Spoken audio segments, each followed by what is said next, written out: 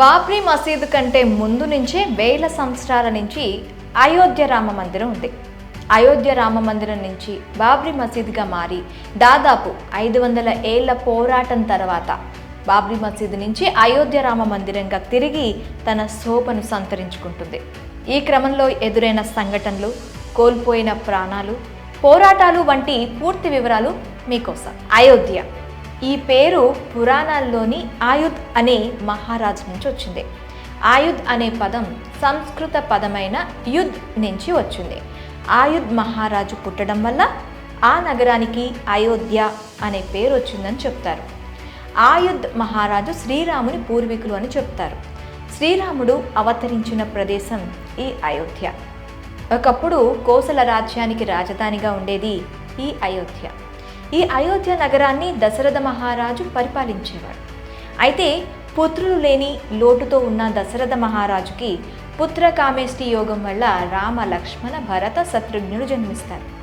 కొన్నేళ్లకు విశ్వామిత్రుడు వచ్చి రాముడిని తన వెంట తీసుకెళ్తాడు. ఆ తర్వాత ఏం జరిగింది అనేది అందరికీ తెలిసిందే. రావణ సంహారం, రామావతారం చాలించడం తెలిసిందే. రాముడు జన్మించిన పుణ్యస్థలం కాబట్టి అయోధ్యలో రాముడి కుమారుల్లో ఒకరైన కుశుడు రామ మందిరాన్ని నిర్మించాడు. ఆ సమయంలో అయోధ్యలో 3000 సీతారామాలయాలు ఉండేవని చెప్తారు. అయితే సామాన్య శక పూర్వం 5వ శతాబ్దంలో చాలా ఆలయాలు పాడైపోయాయని, వాటిని ఉజ్జయిని రాజు అయినటువంటి విక్రమాదిత్యుడు బాగు చేయించాడని చెప్తారు. అప్పటి నుంచి చాలా ఏళ్ల పాటు ఆ మందిరాలు పూజలతో కలకల్లాడేవి. సాలార్ మసూద్ ఘాజీ ఇతను మహమ్మద్ గజని మేనలుడు. అనేక సార్లు సోమనాథ్ ఆలయాన్ని లూటీ చేసిన మహమ్మద్ గజని మేనలుడే ఈ సాలార్ మసూద్ ఘాజీ. ఢిల్లీ, మీరట్, బులంద్ షహర్, బుదౌన్ అలాగే కన్నాజ్ రాజులను ఓడించి ఆలయాలను ధ్వంసం చేసుకుంటూ ఉత్తరప్రదేశ్లోని బారాబంకి చేరుకున్నాడు. బహైజ్ మీద దాడి చేసి అయోధ్య చేరుకోవాలనుకున్నాడు మహమ్మద్ ఘాజీ.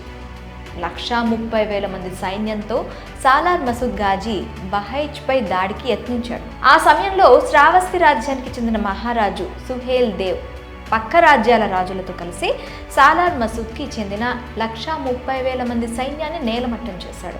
దీంతో భయపడి ఆఫ్ఘన్కి పారిపోయే ప్రయత్నం చేశాడు సాలార్ మసూద్ ఘాజీ.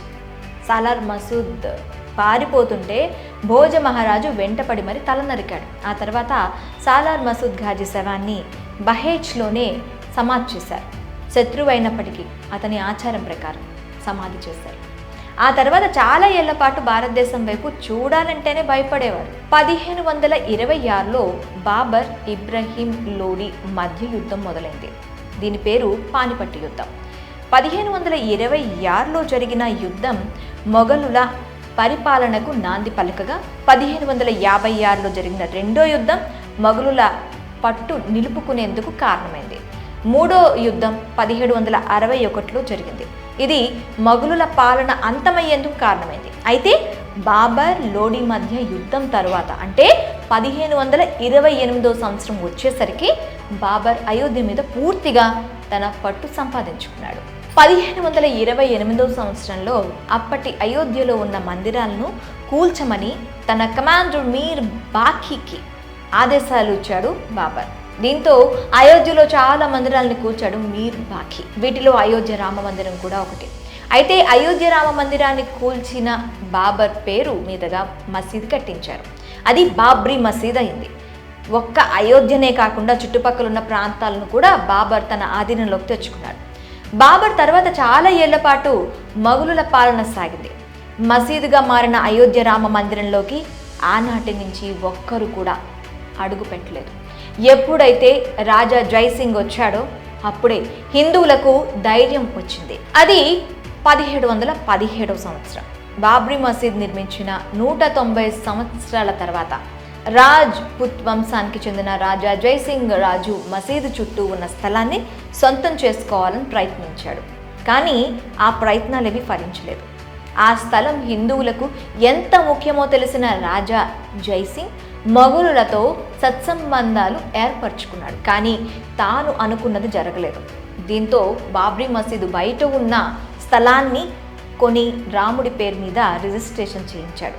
ఆ తర్వాత మసీదు ఎదురుగా ఉన్న స్థలంలో ఒక రామ్ చబ్రత్ అనే పేరు మీదుగా వేదిక కట్టి దాని మీద సీతారాముల విగ్రహాలు పెట్టుకొని హిందువులు పూజలు చేసుకునేవారు. ముస్లింలు మసీదు లోపల ప్రార్థనలు చేసుకునేవారు. 1855లో అయోధ్యలో హనుమాన్ గర్హి ఆలయం వద్ద సున్నీ ముస్లింలు మరియు బైరాయిల మధ్య ఘర్షణలు జరిగాయి. మసీదుని కూల్చి హనుమాన్ గర్హి ఆలయాన్ని నిర్మించారని వాదించారు. అయితే నవాబ్ వజీద్ అలీ షా జోక్యం చేసుకుని గొడవను సద్దుమణిగేలా చేశాడు. 1859లో స్థానికులు బాబ్రీ మసీదు ఉన్న స్థలం రామ జన్మస్థలం అని నమ్మారు. అయితే బ్రిటిష్ వారు ఆ స్థలంలో ఒక కంచె ఏర్పాటు చేశారు. దీంతో ముస్లింలు మసీదు లోపల, హిందువులు మసీదు బయట ప్రార్థనలు చేసుకోవడం మొదలుపెట్టారు. 1885లో మొదటిసారిగా అయోధ్య నివాసి మహంత్ రఘువీర్ దాస్ మసీదు బయట స్థలంలో వేదిక లేదా రామ్ చబూత్రా నిర్మించుకోవడానికి అనుమతి ఇవ్వాలని ఫైజాబాద్ జిల్లా కోర్టులో పిటిషన్ వేశారు. అయితే ఆ పిటిషన్ను కోర్టు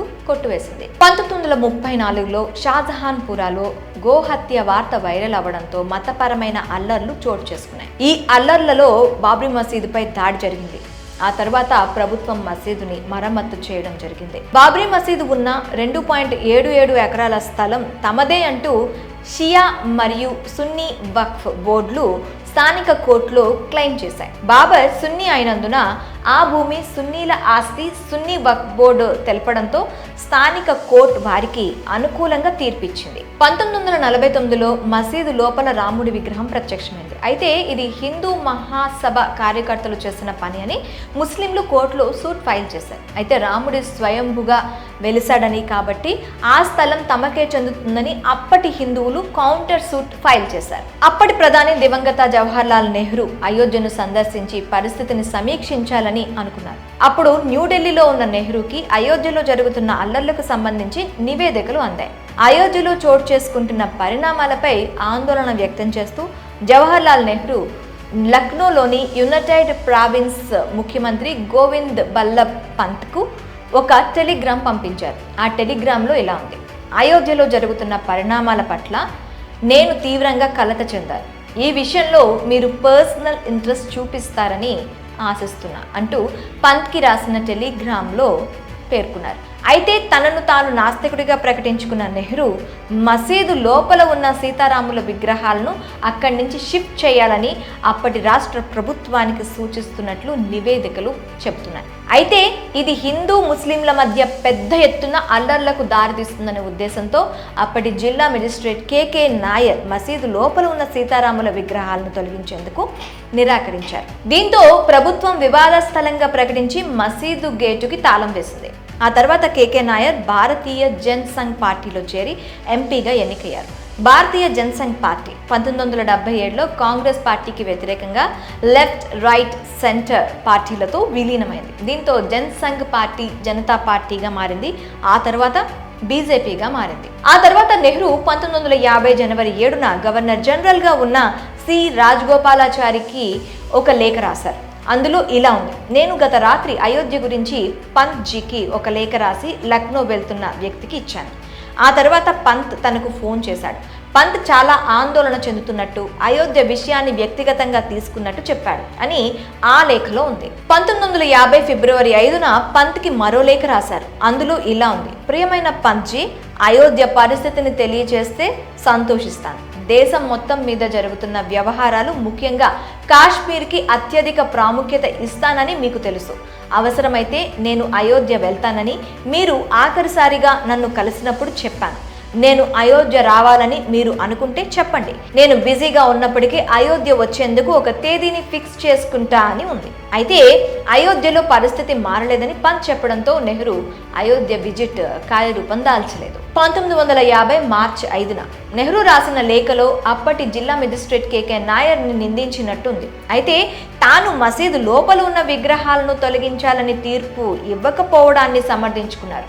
విగ్రహాలను తొలగించేందుకు అంగీకరిస్తే ఎంతో మంది ప్రాణాలు కోల్పోతారని అన్నారు. 1950లో షాహిం అన్సారీ అనే వ్యక్తి మసీదు గేట్లు ఓపెన్ చేయాలని, నమాజ్ చేసుకునేందుకు అనుమతి ఇవ్వాలని ఫైజాబాద్ కోర్టులో తొలి పిటిషన్ వేశారు. గోపాల్ సింగ్ విశారద్ మహంత్ పరమహంస రామచంద్ర దాస్ ఇద్దరు కూడా ఫైజాబాద్ కోర్టులో కౌంటర్ పిటిషన్ వేశారు. ఇది వివాదాస్పద స్థలం మీద వేయబడ్డ రెండో పిటిషన్. మసీదు లోపల రామ జన్మభూమి స్థలం ఉన్న విగ్రహాలకు పూజలు చేసుకునేందుకు అనుమతి ఇవ్వాలని ఆ పిటిషన్ లో పేర్కొన్నారు. అయితే మసీదు లోపల ప్రాంగణం తాళం వేసి ఉన్నప్పుడు బయట నుంచి పూజలు చేసుకునేందుకు కోర్టు మధ్యంతర ఉత్తర్వులు జారీ చేసింది. అది కూడా ఏడాదికి ఒకసారి కేవలం పూజారికి మాత్రమే అనుమతి ఇచ్చింది. ఇతరులకు ప్రవేశం నిషేధించింది కోర్టు.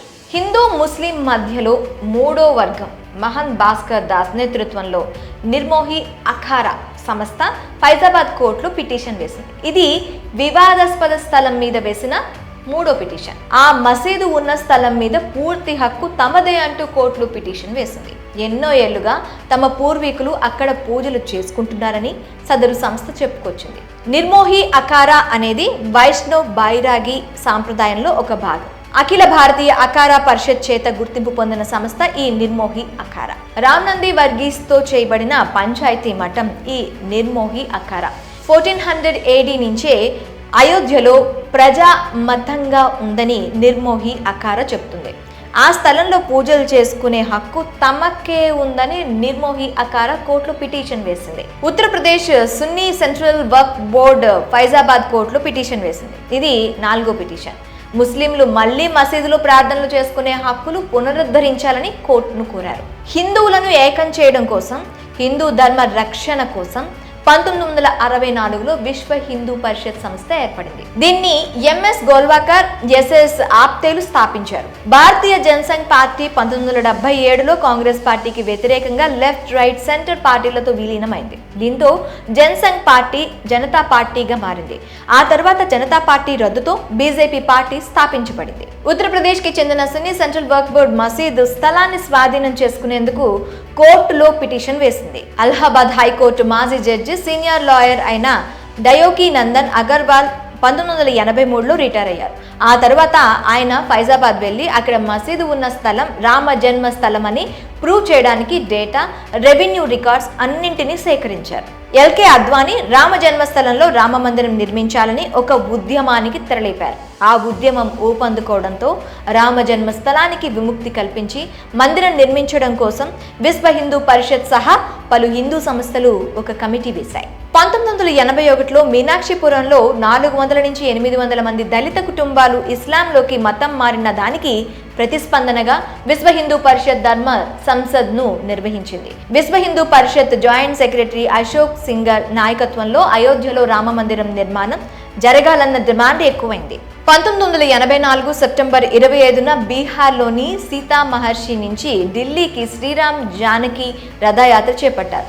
ఉత్తరప్రదేశ్లో మరో 6 యాత్రలు చేపట్టారు. ఇందిరాగాంధీ హత్య తర్వాత 9వ లోక్సభ జనరల్ ఎన్నికలు జరిగాయి. 541 సీట్లకు గాను బీజేపీ కేవలం 2 స్థానాలు మాత్రమే గెలుచుకుంది. దీంతో బలహీనంగా ఉన్న బీజేపీ రామ జన్మభూమి ఉద్యమానికి మద్దతు ఇవ్వడంలో విఫలమైంది. మహమ్మద్ అహ్మద్ ఖాన్ షాబానో బేగం కేసులో ఆమెకు మెయింటెనెన్స్ కింద భరణం ఇవ్వాలని హైకోర్టు ఇచ్చిన తీర్పుని సుప్రీంకోర్టు సమర్థించింది. అయితే ఆ తీర్పును ముస్లిం నేతలు ఖండించారు. 1986లో 2.77 ఎకరాల భూమిలో ఉన్న రామ్ చబుత్రాలో పూజలు చేసుకునేందుకు అనుమతి ఇవ్వాలని విశ్వ హిందూ పరిషత్ కోర్టులో పిటిషన్ వేసింది. కోర్టు అనుమతితో మసీదు గేట్లు తెరవబడ్డాయి. హిందువులు పూజలు చేసుకునేందుకు కోర్టు అనుమతి ఇచ్చింది. కోర్టు తీర్పు నచ్చని నిరసనకారులు బాబ్రీ మసీద్ యాక్షన్ కమిటీని ఏర్పాటు చేసుకున్నారు. చరిత్రకారుడు రామచంద్ర గుహు ప్రకారం ఢిల్లీలోని ప్రధాని కార్యాలయం నుంచి వచ్చిన ఆదేశాల మేరకు కోర్టు న్యాయమూర్తి తీర్పు ఇచ్చినట్లు అప్పట్లో బలంగా నమ్మారు. తీర్పు వెలువడిన గంటలోనే మసీదు తాళాలు తెరవడంతో స్థానిక ప్రభుత్వానికి ఈ తీర్పు అనుకూలంగా వస్తుందని ముందే తెలిసినట్లయింది. ఆ సమయంలో రాజీవ్ గాంధీ ప్రధానమంత్రిగా ఉన్నారు. అప్పటి ప్రభుత్వంపై అవినీతి ఆరోపణలు వస్తున్న క్రమంలో చేసిన విభజించు పాలించు చర్యలో భాగంగా చేసిన చర్యగా అప్పట్లో వాదనలు వినిపించాయి. కొన్ని నెలల తర్వాత ఆయన హిందువులను, ఆ తర్వాత ముస్లింలను బుజ్జగించే ప్రయత్నం చేశారు. 1986 మే నెలలో షాబానో కేసులో సుప్రీంకోర్టు ఇచ్చిన తీర్పుతో విడాకుల మీద ముస్లిం మహిళలకు రక్షణ ఇవ్వాలన్న ఉద్దేశంతో పార్లమెంట్ 1986 చట్టాన్ని పాస్ చేసింది. ఇక ఇదే ఏడాది రాజీవ్ గాంధీ ప్రభుత్వం మసీదు తలుపులు తెరవాలని నిర్ణయం తీసుకోవడం, షాబాను కేసులో సుప్రీంకోర్టు ఇచ్చిన తీర్పుపై వెనక్కి తగ్గడం వంటి అంశాలు అయోధ్య ఉద్యమంలో పాల్గొనేందుకు బీజేపీ పార్టీకి బలంగా సహకరించాయి. అప్పటి వరకు బలహీనంగా ఉన్న బీజేపీకి షాబాను కేసు విషయంలో సుప్రీంకోర్టు తీర్పు ఒక్కసారిగా బలాన్ని ఇచ్చింది. ఆ సమయంలో ఎల్కే అద్వానీ బీజేపీ ప్రెసిడెంట్ గా ఉన్నారు. అది 1989 సంవత్సరం. Vishwa Hindu Parishad vice president, Allahabad high court retired judge Deoki Nandan Agarwal ఒక పిటిషన్ వేశారు. 1983లో జడ్జిగా రిటైర్ అయిన తర్వాత ఆ స్థలం అయోధ్య రాముడిదే అని నిరూపించేలా ఉన్న ఆధారాలను కోర్టుకు సబ్మిట్ చేశారు. 1989 జూలై 1న అలహాబాద్ హైకోర్టులో రిట్ పిటిషన్ వేశారు. తనను రామ్ లల్లా మిత్రుడిగా నియమించాలని లక్నో బెంచ్ను కోరారు. అప్పటి నుంచి నందన్ అగర్వాల్ అయోధ్య రాముడికి కమిటెడ్ న్యాయవాదిగా, భక్తుడిగా ఉన్నారు. ఈయన వేసిన పిటిషన్తో పాటు అయోధ్య రామ జన్మస్థలం తరపున వేసిన పిటిషన్ అన్నింటినీ జూలై 1996లో కోర్టు కలిపివేసింది. 1989 ఆగస్టు 14న బాబ్రీ మసీద్కు సంబంధించి యథాతథ స్థితిని కొనసాగించాలని అలహాబాద్ హైకోర్టు ఆదేశించింది. అప్పటి జనరల్ ఎలక్షన్లో 89 సీట్లు గెలుచుకోవడంతో దేశంలో మూడో పెద్ద పార్టీగా అవతరించింది బీజేపీ. సిపిఐ మద్దతుతో కాంగ్రెస్ ప్రభుత్వం అధికారంలోకి వచ్చింది. విశ్వనాథ్ ప్రతాప్ సింగ్ కి మద్దతు ఇవ్వడంతో ఆయన ప్రధానమంత్రి అయ్యారు. దీంతో కాంగ్రెస్ ప్రభుత్వం బీజేపీ డిమాండ్ ని నెరవేర్చింది. రామ జన్మభూమి స్థలంలో పునాది రాయి వేయడానికి విశ్వ హిందూ పరిషత్ కి అనుమతిచ్చింది. నవంబర్ 9న రామ మందిరం కోసం వివాదాస్పద స్థలంలో విశ్వ హిందూ పరిషత్ ఆ ల్యాండ్ లో పునాదులు వేస్తూ ఒక ఉద్యమానికి తెరలేపింది. 1990 సెప్టెంబర్ 25న బీజేపీ నేత ఎల్కే అద్వానీ సోమనాథ్ లో రథయాత్ర ప్రారంభించారు. 1990 అక్టోబర్ 30న పోలీసుల ఆదేశాలను ధిక్కరించి మసీద్ ల్యాండ్ లోకి కవాతు చేస్తున్న బీజేపీ కరసేవకుల మీద పోలీసులు కాల్పులు జరిపారు. ఈ కాల్పుల్లో 20 మంది కరసేవకులు మరణించారు. ఆ సమయంలో ములాయం సింగ్ ముఖ్యమంత్రిగా ఉన్నారు. ఆ తర్వాత ఉత్తరప్రదేశ్లో వరుస మత ఘర్షణలు చెలరేగాయి. రథయాత్ర తర్వాత విశ్వనాథ్ ప్రతాప్ సింగ్ నేతృత్వంలోని నేషనల్ ఫ్రంట్ సెంట్రల్ గవర్నమెంట్ కి బీజేపీ తన మద్దతును ఉపసంహరించుకుంది. ఇది ప్రభుత్వ పతనానికి దారితీసింది. లోక్సభ జనరల్ ఎలక్షన్ లో 121 సీట్లు గెలుచుకుని దేశంలోనే రెండవ అతిపెద్ద పార్టీగా బీజేపీ అవతరించింది. పివి నరసింహారావు నేతృత్వంలోని కేంద్రంలో కాంగ్రెస్ పార్టీ ప్రభుత్వాన్ని ఏర్పాటు చేయగా బీజేపీ మధ్యప్రదేశ్, హిమాచల్ ప్రదేశ్, రాజస్థాన్, ఉత్తరప్రదేశ్ రాష్ట్రాల్లో ప్రభుత్వాలను ఫామ్ చేసింది. ఆ సమయంలో ఉత్తరప్రదేశ్ సీఎంగా కళ్యాణ్ సింగ్ ఎన్నికయ్యారు. అప్పుడు బాబ్రీ మసీద్కు ఎలాంటి హాని జరగదని కళ్యాణ్ సింగ్ వాగ్దానం చేస్తూ సుప్రీంకోర్టులో అఫిడవిట్ దాఖలు చేశారు. బాబ్రీ మసీద్ మీద దాడి 1992 డిసెంబర్ 6న బాబ్రీ మసీద్ వద్ద ర్యాలీని చేపట్టాలని బీజేపీ నాయకులు ఫిక్స్ అయ్యారు. దీంతో అల్లర్లు జరిగే అవకాశం ఉందని పోలీసులు మసీదు చుట్టూ బారికేడ్లు ఏర్పాటు చేశారు. ల్యాండ్ లోపలికి ఎవరిని ఎంటర్ అవ్వకుండా పోలీసులు బారికేడ్లు చుట్టూ నిలబడ్డారు. ఆర్ఎస్ఎస్ మరియు దాని అనుబంధ సంస్థలు 150,000 మంది విశ్వ హిందూ పరిషత్ మరియు బీజేపీ కరసేవకులతో బాబ్రీ మసీద్ ల్యాండ్ వద్ద ఒక మహా ర్యాలీని చేపట్టాయి. దీంతో పోలీసులకు అంతమందిని అడ్డుకోవడం కష్టమైంది. ఎల్కే అద్వానీ, మురళీ మనోహర్ జోషి, ఉమా భారతి వంటి బీజేపీ నాయకులు ఉద్వేగభరితమైన ప్రసంగాలు ఇచ్చారు. ఆ ప్రసంగాలకు ప్రభావితమైన బజరంగ్ దళ్, శివసేన కార్యకర్తలు బాబ్రీ మసీద్ మీద దాడి చేశారు. బారికేడ్లను దాటుకుంటూ మసీదు పైకెక్కి మరీ ధ్వంసం చేశారు. పోలీసులు కూడా ఏమీ చేయలేకపోయారు. ఇక బాబ్రీ మసీద్ మీద దాడి జరిగిన రోజు సాయంత్రమే కరసేవకులు అయోధ్యలోని స్థానిక ముస్లింల ఇళ్లను కూల్చడం మొదలుపెట్టారు. ఈ ఘటనలో 18 మంది ముస్లింలు మరణించారు.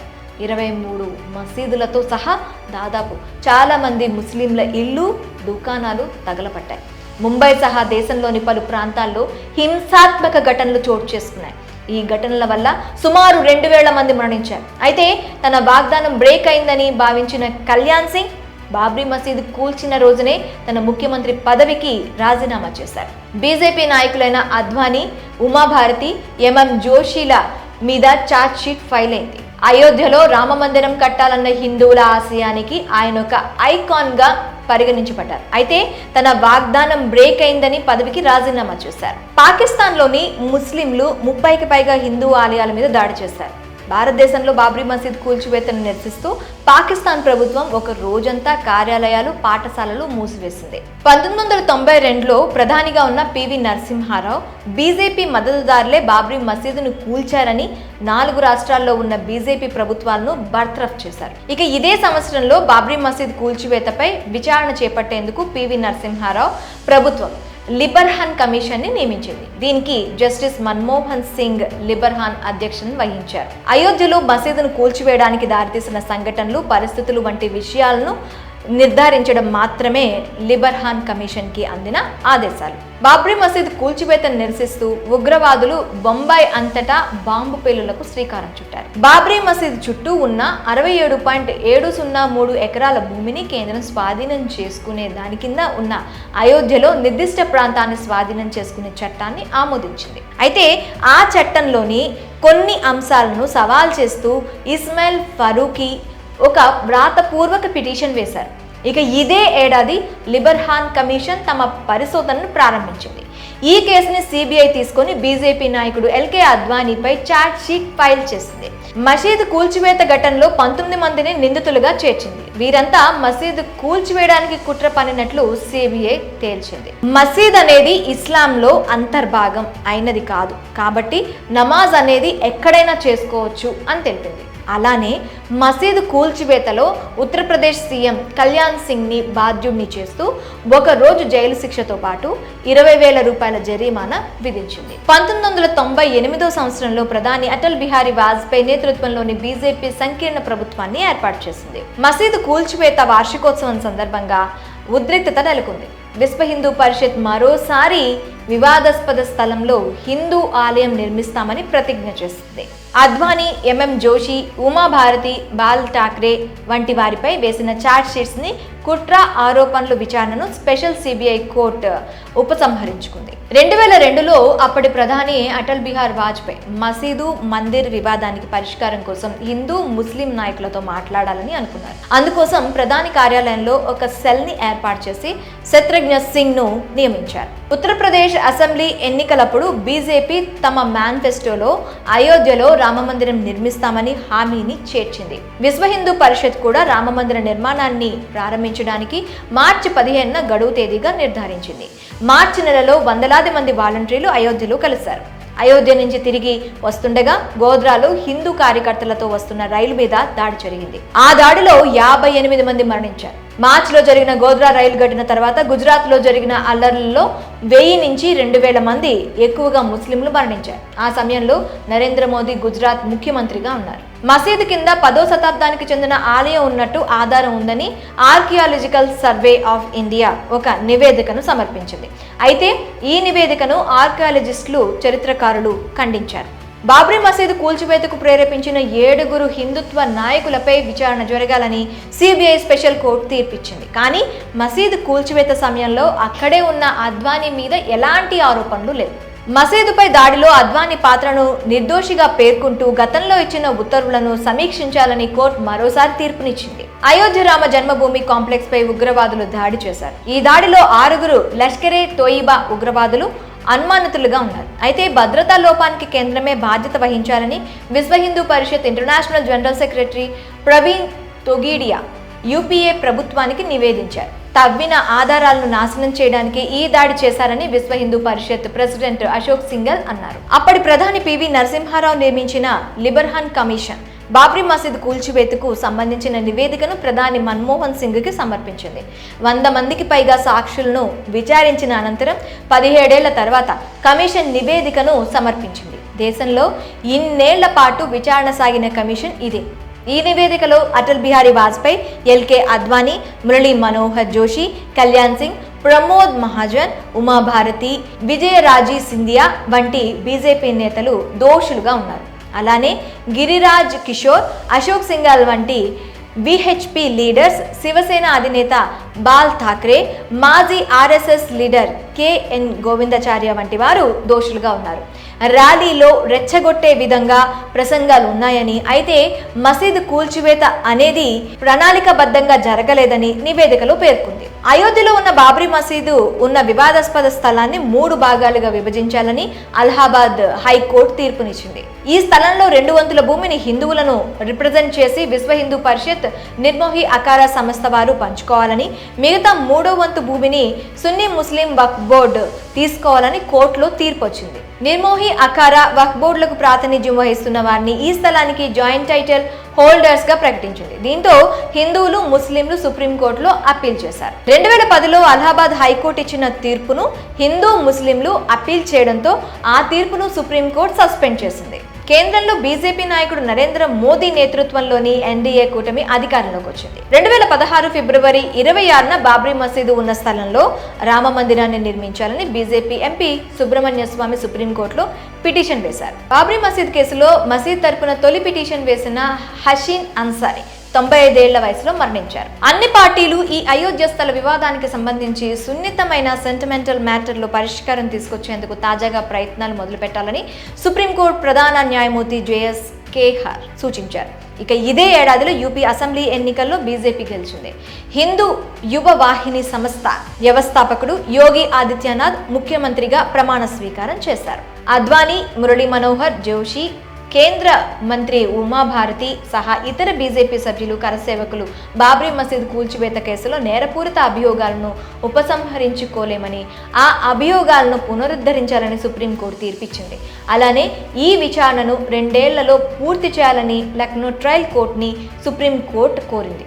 అయితే ఈ కేసులో నిందితుడిగా ఉన్న కళ్యాణ్ సింగ్ ని మినహాయించింది. ఎందుకంటే ఆయన రాజస్థాన్కి గవర్నర్గా ఉన్నారు. ఈ విచారణ సమయంలో శివసేన లీడర్ బాల్ ఠాక్రే సహా పలువురు అసలు నిందితులు మరణించారు. అద్వానీ, మురళీ మనోహర్ జోషి, ఉమాభారతి మీద సిబిఐ స్పెషల్ కోర్టు బాబ్రీ మసీద్ కూల్చివేత కుట్రలో భాగమైనందుకు వారిని కోర్టులో హాజరుపరిచింది. ఆ తర్వాత వారికి బెయిల్ మంజూరైంది. బాబ్రీ మసీదు స్థలంలో రామ మందిర నిర్మాణం కోసం పనులు మొదలయ్యాయి. ఆలయ నిర్మాణం కోసం ఉపయోగించే రాళ్లతో ట్రక్కులు అయోధ్యకు చేరుకోవడం ప్రారంభించాయి. అయోధ్య ల్యాండ్ వివాదం కేసులో అలహాబాద్ హైకోర్టు తీర్పును సవాల్ చేస్తూ దాఖలైన పిటిషన్లను విచారించేందుకు జస్టిస్ దీపక్ మిశ్రా నేతృత్వంలోని త్రిసభ్య ధర్మాసనాన్ని సుప్రీంకోర్టు ఏర్పాటు చేసింది. అయోధ్య వివాదాస్పద స్థలానికి కొంత దూరంలో సాహేతుకంగా అనిపించే ముస్లింలు అధికంగా ఉండే ప్రదేశంలో మసీదు నిర్మించడానికి అభ్యంతరం లేదని ఉత్తరప్రదేశ్కి చెందిన షియా సెంట్రల్ వక్ఫ్ బోర్డు సుప్రీంకోర్టుకు తెలిపింది. వివాదాస్పద స్థలంలో కేవలం అయోధ్య రామ మందిరం మాత్రమే నిర్మించాలని, వేరే ఇంకేది నిర్మించకూడదని ఆర్ఎస్ఎస్ చీఫ్ మోహన్ భగవత్ అన్నారు. అయోధ్యలో రామ మందిరం, లక్నోలో మసీద్ నిర్మించడానికి అభ్యంతరం లేదని ఉత్తరప్రదేశ్ షియా సెంట్రల్ వక్ఫ్ బోర్డు సుప్రీంకోర్టుకు తెలిపింది. 2017 డిసెంబర్ 1న 32 మంది పౌర హక్కుల కార్యకర్తలు 2010లో అలహాబాద్ హైకోర్టు తీర్పుని సవాల్ చేస్తూ పిటిషన్ వేశారు. అలహాబాద్ హైకోర్టు ఆ ల్యాండ్ ని 3 భాగాలుగా విభజిస్తూ తీర్పిచ్చింది. దీన్నే సవాల్ చేస్తూ 32 మంది పిటిషన్ వేశారు. 2018 మార్చి 14న పౌర హక్కుల కార్యకర్తలు వేసిన పిటిషన్ను సుప్రీంకోర్టు విచారణ ప్రారంభించింది. 2016లో సుబ్రహ్మణ్య స్వామి వేసిన పిటిషన్ సహా అన్ని మధ్యంతర పిటిషన్లను సుప్రీంకోర్టు తిరస్కరించింది. ఈ కేసులో పక్షాలుగా జోక్యం చేసుకోవాలని కోరింది. 1994 నాటి తీర్పును మరలా పరిశీలించాలని కొంతమంది ముస్లిం గ్రూపులు విచారణను ఆలస్యం చేసేందుకు ప్రయత్నిస్తున్నాయని యూపీ ప్రభుత్వం సుప్రీంకోర్టుకు తెలిపింది. 5 జడ్జీలు కలిగిన రాజ్యాంగ ధర్మాసనానికి కేసును రిఫర్ చేసేందుకు సుప్రీంకోర్టు నిరాకరించింది. ఈ కేసును కొత్తగా ఏర్పాటైన త్రిసభ్య ధర్మాసనానికి అప్పచెప్పింది. అఖిల్ భారత హిందూ మహాసభ అభ్యర్థించిన ముందస్తు విచారణను సుప్రీంకోర్టు తిరస్కరించింది. శివసేన అధినేత ఉద్ధవ్ ఠాక్రే అయోధ్యను సందర్శించి ఈ వివాదంలోకి మోదీ ప్రభుత్వం తనను లాగుతోందని ఆరోపించారు. బాబ్రీ మసీద్ ల్యాండ్ ఇష్యూ కేసును విచారించేందుకు సుప్రీంకోర్టు 5 సభ్యులతో కూడిన ధర్మాసనాన్ని ఏర్పాటు చేసింది. అనేక వాదనలు, విచారణల అనంతరం సుప్రీంకోర్టు 2019 నవంబర్ 9న చారిత్రాత్మక తీర్పు వెలువరించింది. 2.77 ఎకరాల వివాదాస్పద ల్యాండ్ రామ్ లల్లాకి చెందుతుందని సుప్రీంకోర్టు తీర్పునిచ్చింది. కేంద్రం 3 నెలల్లో ఒక ట్రస్ట్ ని ఏర్పాటు చేస్తే భూమిని వారికి అప్పచెప్పడం జరుగుతుందని తెలిపింది. సున్నీ వక్ఫ్ బోర్డ్ కి మసీదు నిర్మించుకోవడానికి అయోధ్యలో మరొక ప్రత్యేక ప్రదేశం 5 ఎకరాల భూమిని ఇవ్వడం జరుగుతోందని సుప్రీంకోర్టు చారిత్రాత్మక తీర్పు ఇచ్చింది. అనేక వాదనలు, విచారణల అనంతరం సుప్రీంకోర్టు 2019 నవంబర్ 9న చారిత్రాత్మక తీర్పు వెలువరించింది. 2.77 ఎకరాల వివాదాస్పద ల్యాండ్ రామ్ లల్లాకి చెందుతుందని సుప్రీంకోర్టు తీర్పు ఇచ్చింది. కేంద్రం 3 నెలల్లో ఒక ట్రస్ట్ ని ఏర్పాటు చేస్తే భూమిని వారికి అప్పచెప్పడం జరుగుతుందని తెలిపింది. సున్నీ వక్ఫ్ బోర్డ్ కి మసీదు నిర్మించుకోవడానికి అయోధ్యలో మరొక ప్రత్యేక ప్రదేశంలో 5 ఎకరాల భూమిని ఇవ్వడం జరుగుతుందని సుప్రీంకోర్టు చారిత్రాత్మక తీర్పు ఇచ్చింది. చీఫ్ జస్టిస్ రంజన్ గొగోయ్ నేతృత్వంలోని 5 సభ్యులతో కూడిన ధర్మాసనం ఏకగ్రీవ తీర్పునిచ్చింది. సుప్రీంకోర్టు తీర్పుతో కేంద్రం రామమందిర ట్రస్ట్ ని ఏర్పాటు చేసింది. ఆగస్టు 5న అయోధ్య రామమందిర నిర్మాణానికి అధికారికంగా పునాది పడింది. ఆగస్టు 5 ఉదయం 11 గంటల నుంచి మధ్యాహ్నం 1 గంట వరకు భూమి పూజ ఉంటుందని రామమందిర ట్రస్ట్ ప్రకటించినట్టుగానే భూమి పూజ ఘనంగా జరిగింది. ఈ అయోధ్య భూమి పూజకు ప్రధాని నరేంద్ర మోదీ హాజరయ్యారు.